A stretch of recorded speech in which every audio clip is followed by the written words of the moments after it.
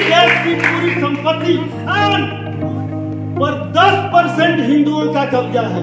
अगर 24 में मनुवादी सरकार आके मनुस्मृति लागू हो जाएगा और उस मनुस्मृति में शूद्रों और महिलाओं को शिक्षा प्राप्त करने का कोई अधिकार नहीं रहेंगे ओबीसी SC ST के लोग। इसी मनुस्मृति का कानून है कि ब्राह्मण कोई भी कुकर्म करे, हत्या करे, बलात्कार करे, पाप करे, वो दंड का भागी नहीं है। महिषासुर का कोई उत्पत्ति नहीं हुआ। महिषासुर, अरे भाई महिषासुर का इतिहास पढ़ लीजिएगा, सब है। महिषासुर यादव समाज का एक राजा था, शक्तिशाली राजा था। का वाल्मीकि रामायण ही दर्शाता है कि पहले राम कि पहले बुद्ध। अगर पहले राम होते तो वाल्मीकि रामायण में बुद्ध का जिक्र नहीं। और आज जो सत्ता में बैठे मनुवादी लोग हैं तो कहते हैं कि भारत का मुसलमान हमारा दुश्मन है, हिंदू सब एक हो जाओ। अरे भाई मैं पूछना चाहता हूँ, हमारे 72% के लोगों पर गोबर और पत्थर फेंकने वाला कौन था? वो 10% का हिंदू था या मुसलमान था? आज भी देश की पूरी संपत्ति, पूरी संस्थान पर 10% हिंदुओं का कब्जा है। तो उस 10% में ही केवल बटा हुआ है। अगर हम भी हिंदू हैं, अगर हम 72% हिंदू को अपना भाई समझते हैं तो भाई में भाई पूरे संपत्ति को बंटवारा कर दीजिए। मैं मान लूंगा आज से कि हम भी हिंदू हैं। नहीं तो मैं उसी मनुस्मृति को मानूंगा जो तुमने हमें शूद्र कहा है। और हम सभी 90% के लोग शूद्र हैं। जो अपने आप को हिंदू कहते हैं वो भी समझ लें मनुस्मृति के अनुसार, और जो आज देश में जो चल रहा है मनुस्मृति लागू करने का, अगर 24 में मनुवादी सरकार आ गया तो मनुस्मृति लागू हो जाएगा और उस मनुस्मृति में शूद्रों और महिलाओं को शिक्षा प्राप्त करने का कोई अधिकार नहीं है। कहाँ रहेंगे ओबीसी SC ST के लोग? यही नहीं, मैंने महिलाओं पर भी रिसर्च किया।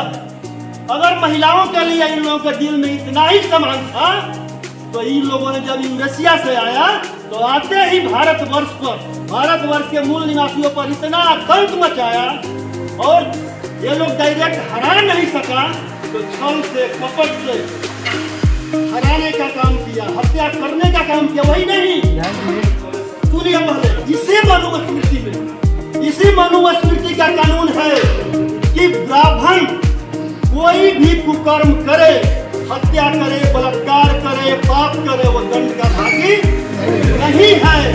लेकिन 1919 में जब ब्रिटिश गवर्नमेंट ने एक कानून लाया कि भारतवर्ष में, नहीं 1918 में, भारतवर्ष में समान अपराध का समान दंड मिलेगा।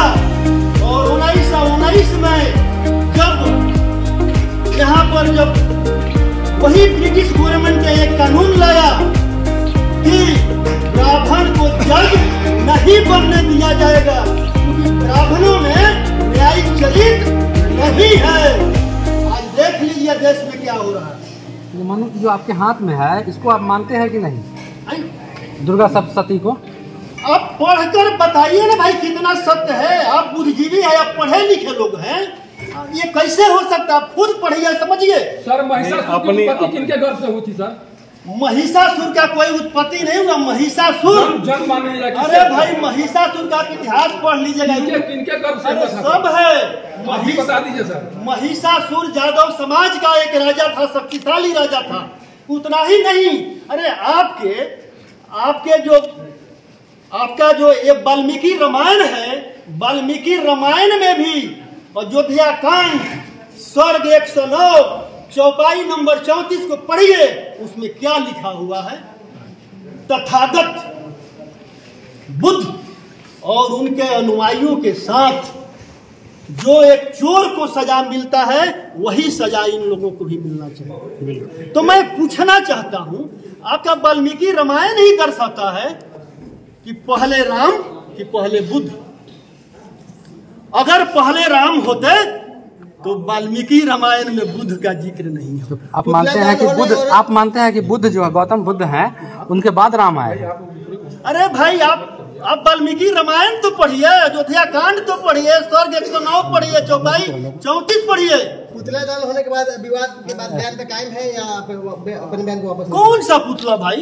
अरे जब हमारे नायक को खलनायक बना दिया और मेरे जैसा एक साधारण मनुष्य को पुतला ही दहन किया तो कौन तूफान आ गया भाई? महिषासुर को नायक मानते हैं आप क्या सर? महिषासुर को मैं अपने सारे पूर्वजों को नायक मानता हूँ। गौतम बुद्ध, सम्राट अशोक, ज्योतिबा राव फूले, सावित्री फूले, कबीर दास, फातिमा शेख, बाबा भीमराव अंबेडकर। अरे भाई आपने सावित्री बाई फूले के साथ आपने मतलब क्या किया? आपने क्या किया?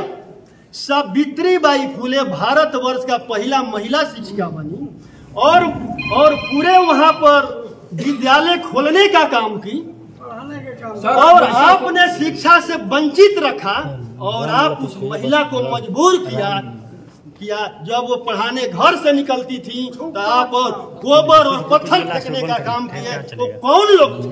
और आज जो सत्ता में बैठे मनुवादी लोग हैं वो कहते हैं कि भारत का मुसलमान हमारा दुश्मन है, हिंदू सब एक हो जाओ। अरे भाई मैं पूछना चाहता हूं कि हम 72% हिंदू हैं, हम 72% ओबीसी SC ST के हिंदू हैं। हमारे 72% के लोगों पर गोबर और पत्थर फेंकने वाला कौन था?